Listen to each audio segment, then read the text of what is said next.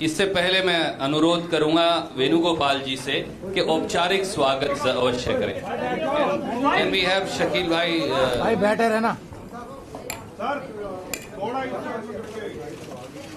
शक्ति भाई कृपया इधर एक बार आएंगे और स्वागत करेंगे।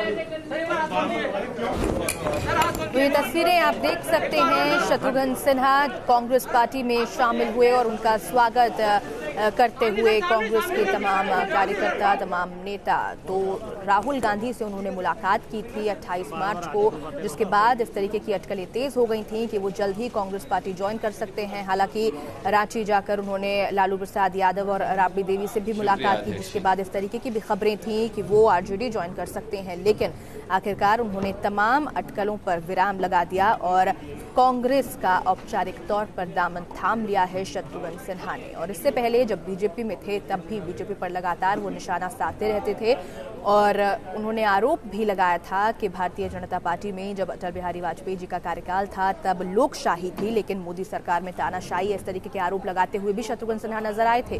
और लगातार ये माना जा रहा था कि पार्टी और बाहर का रास्ता दिखा सकते। क्या कुछ कह रहे हैं शत्रुघ्न सिन्हा? नए परिवार के अभिन्न सदस्यगण, हमारे पारिवारिक मित्र और जिन्होंने मुझे प्रोत्साहित किया इस पार्टी के लिए और पार्टी के बारे में भरपूर जानकारी दी, वैसे हमारे मित्र और छोटे भाई सुरजेवाला जी, आज जिसको उन्होंने मंजिल तक पहुंचाई, इनकी बातों को, इनके प्रोत्साहन को, यानी जिन्होंने ना मुझे सिर्फ केरला को बेचा, अंग्रेजी में कहते हैं not only sold me Kerala but also the party and party ideology, Congress की बात कर रहा हूं। ऐसे मेरे भाई, my friend and of course very dear friend Venugopal ji are very good, the person with the backbone of Bharatiya Janata Party, especially in Bihar and in Gujarat also, Shakti Singh ji, very Congress वो तो थोड़ा आएगा ना। आज Bharatiya Janata party का स्थापना दिवस है, तो स्थापना दिवस है तो कभी कभी तो नया खिलाड़ी हूँ इसमें, तो थोड़ा कभी तो वो हो जाएगी। इसलिए मैं समझता हूँ you all are matured enough to understand कि वो इंटेंशनल डेलिब्रेशन के साथ नहीं, इंटेंशनल नहीं है। तो ऐसे हमारे भाई शक्ति सिंह जी, हमारे कांग्रेस पार्टी के बिहार के अध्यक्ष झा जी, और हमारा छोटा भाई और बहुत ही दबंग, बहुत जबरदस्त, बहुत शानदार कैंपेन कमेटी का चेयरमैन अखिलेश जी, और तमाम विशिष्ट अतिथिगण यहाँ बैठे हैं, और हमारे अपने मीडिया के अपने भाइयों बहनों दोस्तों, सबसे पहले आज मैं नवरात्रि की बधाई देता हुआ, नवरात्रि की शुभ घड़ी में कांग्रेस परिवार का सदस्य बनता हुआ, मैं साथ ही साथ बधाई भी देना चाहूंगा कि आज भारतीय जनता पार्टी का 39वां स्थापना दिवस है। बधाई देने के साथ साथ मैं ये भी कहना चाहूंगा कि वहां से भारतीय जनता पार्टी में जहां मेरी परवरिश हुई, भारतीय जनता पार्टी के नहीं पूरे देश के महान नायक and social activist leader Bharat Ratna Nanaji Deshmukh ने, जब मैं जयप्रकाश नारायण जी से प्रभावित होकर आया तो नानाजी देशमुख मुझे लेकर गए।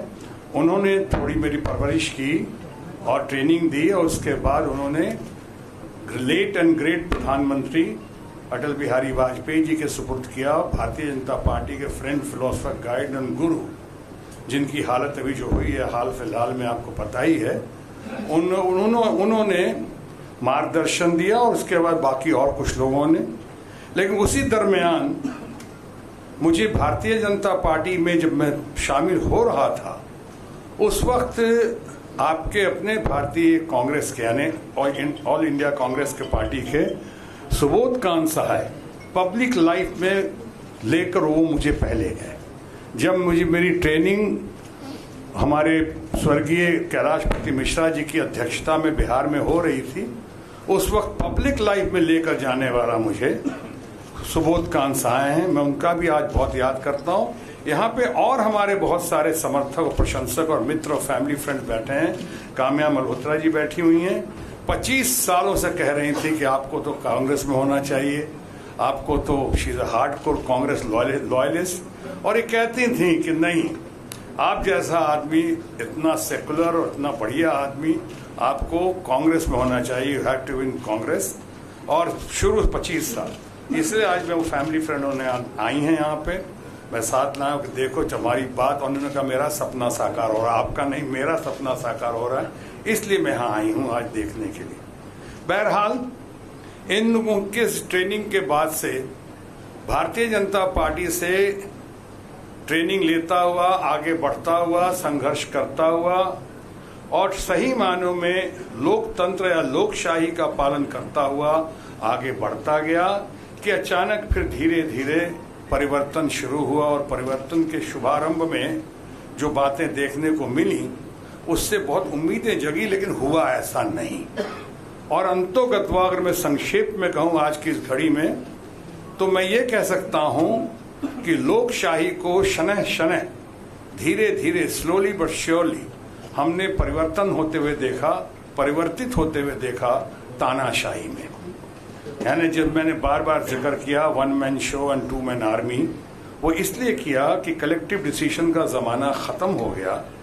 भारतीय जनता पार्टी में भारत के महारथियों का, इतने बड़े बड़े दिग्गजों का, मार्गदर्शकों को सही मायने में दरकिनार करते हुए मार्गदर्शक मंडल में डाल दिया गया, जिसके लिए आज तक एक भी मीटिंग नहीं हुई मार्गदर्शक मंडल। बाद में जो जो उनके साथ हुआ, अगर मेरे साथ देखने की बात करेंगे, मेरा अगर कसूर यही रहा कि मैं सच्चाई सिद्धांतों पर टिका रहा और मैं अडवाणी जी का और अडवाणी जैसे लोगों का, जिनका मैं बहुत आदर और कदर करता हूं, उनके साथ जुड़ा रहा। तो ऐसा हुआ कि धीरे धीरे पहले ऊपर से ही काटना शुरू किया। अगर आपको याद हो, अटल बिहारी वाजपेयी जी भूतपूर्व प्रधानमंत्री, उनके बारे में विशेष नहीं बोलूंगा इसलिए कि वो नहीं है, लेकिन आपने देखा होगा जसवंत सिंह जैसे महारथी को कैसे किस स्थिति में पहुंचाया गया। आपने देखा उसके बाद कि मुरली मनोहर जोशी जी, इतने विद्वान पंडित जी कहाँ हैं, दिखाई नहीं पड़ रहा है। देश के चंद इंटेलेक्चुअल्स में से बेस्ट, यानी कि मोस्ट लर्नेड अरुण शौरी, उनके साथ क्या हुआ और क्या नहीं हुआ। भारत के स्टेट्समैन और मेरे बड़े भाई यशवंत सिन्हा जी को इतना मजबूर किया गया कि अंतोगत्वा उन्होंने पार्टी ही छोड़ दी। ये होता रहा मेरे साथ जो हुआ, और उसमें वो बात नहीं।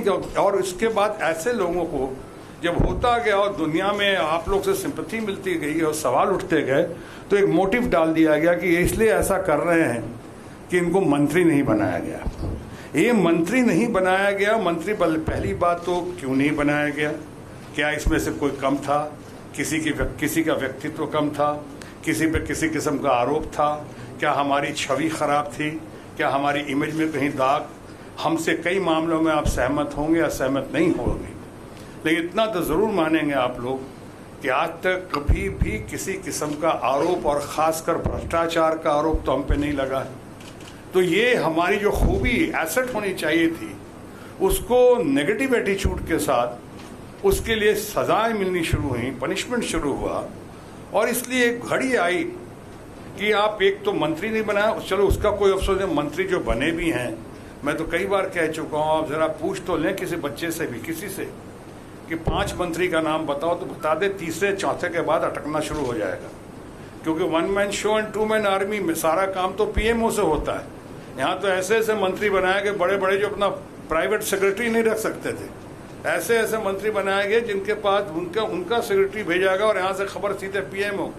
ऐसे ऐसे मंत्री मिले जिन्होंने कहा कि हम क्या करें, पीएमओ से पहले पूछ लेते हैं, पीएमओ से आदेश आएगा तो करेंगे। तो मंत्री किस बात की? सारे डरे हुए, भयभीत वातावरण में सहमे हुए लोग, इतने सहमे हुए। और ऊपर से जब दूसरी पार्टी यानी भारतीय जनता पार्टी कहती रही कि हम ये करेंगे, ये वायदे करेंगे, ऐसे ऐसे वायदे कर दिए, लुभावने वायदे, 15 लाख की बात नहीं, रोजगार की बात नहीं, मैं तो कहता हूँ स्मार्ट सिटी, 100 स्मार्ट सिटी की बातें की, एक तो दिखा दें, एक स्मार्ट मैन के अलावा दूसरा स्मार्ट मैन भी दिखा दें पार्टी में, स्मार्ट सिटी तो दूर की बात है।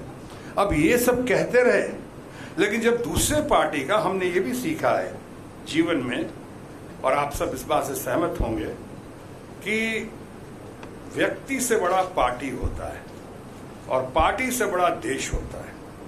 मैंने आज तक जो बातें की हैं वो देश हित में की हैं, जग हित में की हैं। मैंने अपने लिए तो कभी कोई लाइसेंस नहीं मांगा, अपने लिए तो कोई डील नहीं किया हमने, अपने लिए कोई फैक्ट्री तो नहीं मांगी, अपने लिए कोई कट कमीशन या रफेल में इधर उधर तो नहीं मांगा हमने। तो हमने जो किया लोगों के लिए किया, किसानों की बातें की, हमने युवाओं की बातें की, हमने रोजगार की बातें की, हमने ये जो अपने वायदे किए वायदे नहीं पूरे किए और उसको जो आप कहते गए, जवाब देते गए, जिसको बिहार की भाषा में कहते हैं थेथराई, एक तो करना नहीं, ऊपर से दलीलें देना, थेथराई करते रहना। और जब हम इनसे बात करते थे, जितने लोग पहुंचते कोई सुनने को तैयार नहीं। हमारी पार्टी में कहा जाता था शुरू से कि संवाद होना चाहिए, संवाद जरूर चलना चाहिए। तो संवाद तो कभी हुआ ही नहीं। संवाद की कोशिश की यशवंत सिन्हा जी ने, तो टाइम नहीं दिया गया। हमने कोशिश की तो कहा गया कि आप वो कौन है वो अध्यक्ष। तो कांग्रेस में शामिल हुए हैं शत्रुघ्न सिन्हा और बीजेपी पर निशाना साधते हुए वरिष्ठ नेताओं का पार्टी में अपमान किया गया, साथ ही साथ संवाद की कोई गुंजाइश नहीं है पार्टी में, ये भी आरोप उन्होंने लगाए हैं।